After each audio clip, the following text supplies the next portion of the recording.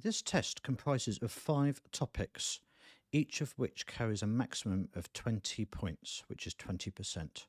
In 4 of the topics, you must achieve a minimum of 15 points.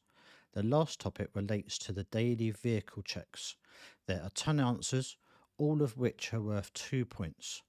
The total of the last section will be rounded up or down to the nearest 5 points.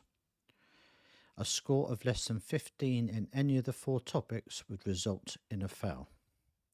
During your training, the driving instructor will ensure you are fully trained in all aspects of conducting daily vehicle and safety checks.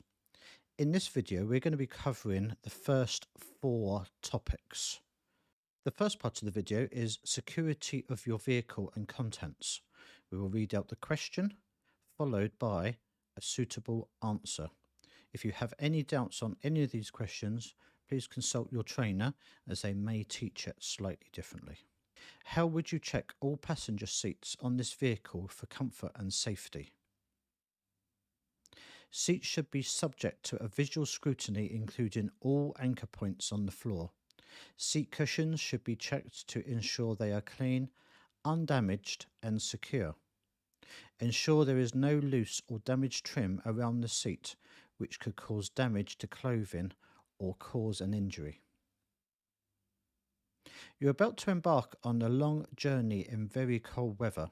What checks would you make to vehicle mirrors and visual aids to ensure they are in a serviceable condition? All mirrors must be clean, undamaged, secure and correctly adjusted. Demister and heating systems are working correctly and any CCTV screens and cameras are working and clean. Camera lenses should be clean and undamaged. On entering your vehicle for the first time, show me all the practical and visual checks you would make before starting the engine, which I would like you to do. Show me what else you would do before moving away from a bus stop. Close the doors, adjust your seat and steering, check and adjust the mirrors. Check the vehicle's width, height and length. Check that the vehicle is in neutral and that handbrake is applied before starting the engine. Check fuel gauges to ensure there is sufficient fuel for the journey. Check the fire extinguisher as well as all the first aid kit and emergency hammers if fitted. Check that the emergency exits open and close and that an audible warning are operating. Ensure passenger doors are operating correctly and are closed prior to moving away.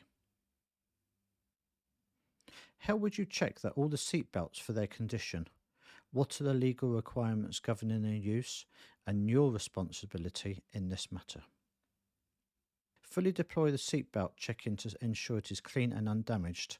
Tug the seatbelt to ensure the locking mechanism is working correctly. Ensure that the seatbelt buckles correctly and can be released and fully retracts. Signs should be displayed advising customers that the seatbelts must be worn. In addition, the driver must make sure passengers are aware of the legal requirements by way of a verbal announcement. You have been given a different vehicle to drive for the day. Show me all the visual and safety checks you would make before driving the vehicle. Explain to the examiner that you would be aware of the vehicle's dimensions, which is the sign in the cab. Undertake a cockpit drill and familiarise yourself how to adjust the seats and mirrors. Ensure no warning alarms and lights are operating. Explain that you will do a daily vehicle check. Part 2 is ability to load the vehicle with due regards for safety rules and proper vehicle use. Here you will be given an examples of how many passengers will be on the vehicle, how many cases and how many litres of fuel.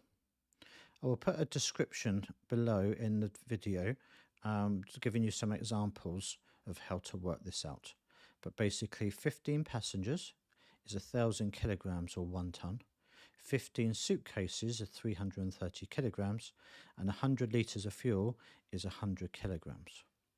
So a question may be, where would you find the unladen weight of this vehicle, which is on the near side of the bus or coach?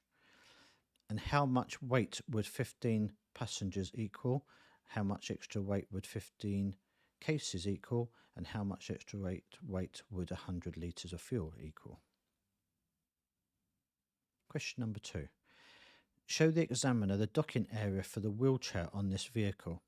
Explain how you would secure a wheelchair, which way the wheelchair user should face, and the access points a wheelchair user may use to board the vehicle. Show and explain to the examiner that the wheelchair users must be positioned correctly. They should be positioned so their back is against the headrest. Ensure that they apply the brakes. You should use anchor points or retaining straps if they are fitted. Explain to the examiner about the access points applicable to this vehicle. Question 3. Show and explain to the examiner how to use the kneeling suspension and wheelchair ramp, which allows disabled passengers and pushchair users to board and alight the vehicle safely.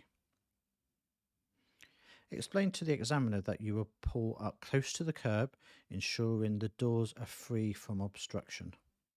Make sure that the handbrake is applied and the vehicle is in neutral. With the engine running, activate the vehicle kneeling suspension. Explain to the examiner that you would ensure the ramp was at a safe angle for passengers to board and alight safely prior to opening the doors. The third section is prevention of criminality and trafficking in illegal immigrants.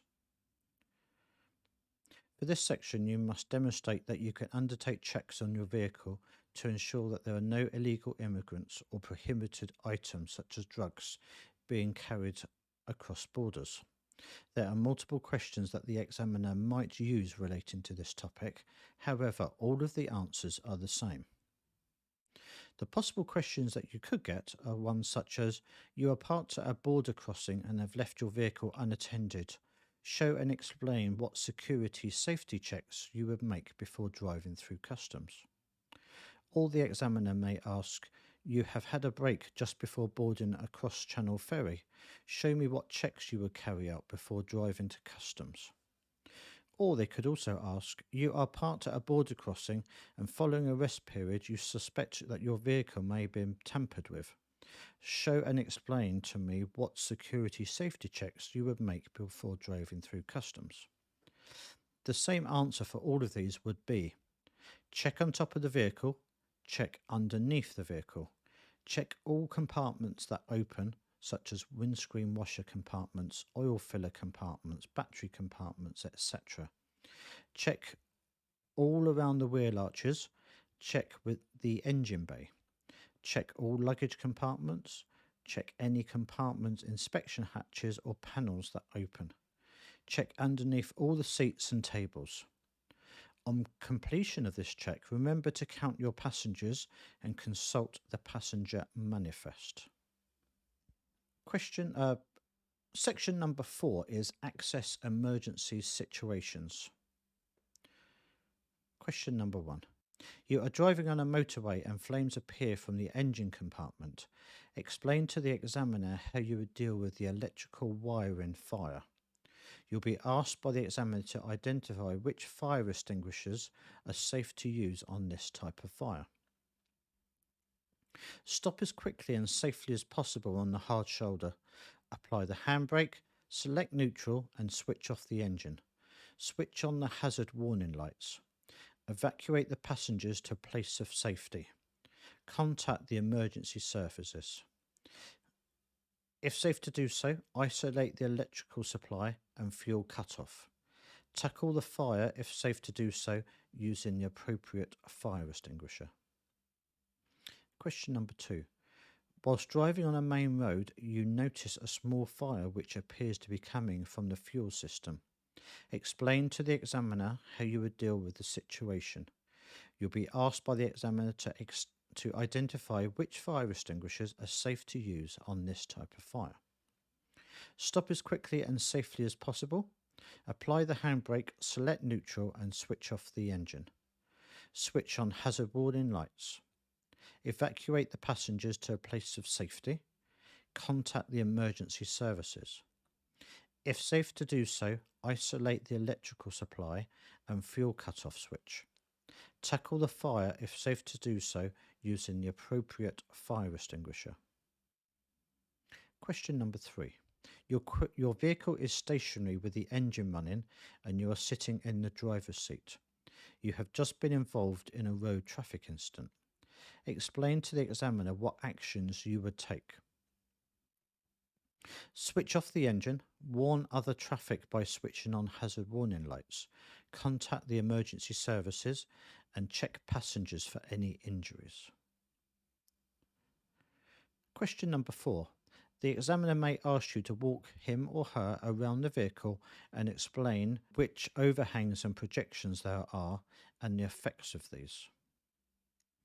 Identify the front and rear overhang and projections, these being the mirrors, including the instructor's mirrors. Overhang hazards can be coming into contact with pedestrians and street furniture when sweeping over the curbs whilst manoeuvring. Rear overhang can come into contact with the pedestrians, cyclists, street furniture and other vehicles whilst manoeuvring or turning. Question number 5. Show and explain to the examiner the safety checks that can be made before moving away from a bus stop after boarding an elderly or infirm passenger or pushchair user. Ensure that the ramp is retracted, correctly stowed and secure. The kneeling suspension has been raised and passengers have reached a position of safety. Ensure doors are closed. Before moving off, check the near side mirror for late intending passengers. Question number 5. Show and explain the examiner how and where fires may start. You may be asked by the examiner to identify which fire extinguishers are safe to use on a particular fire.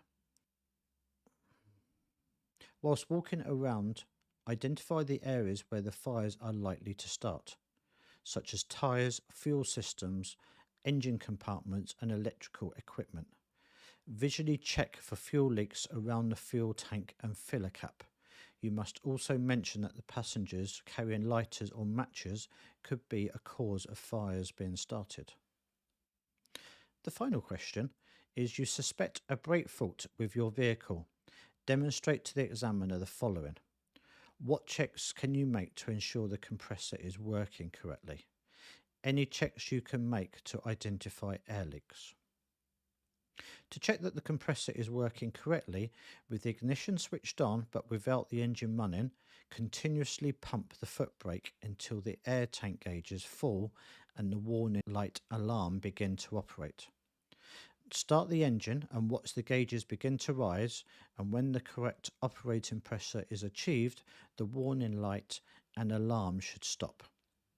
Once the air pressure is recharged, switch off the engine, open the cab window and apply the foot brake and listen for any air leaks. You can then walk around the vehicle with the examiner and explain that you are listening for any signs of air leaks. I hope this helps, and if you have any questions, please speak to your instructor.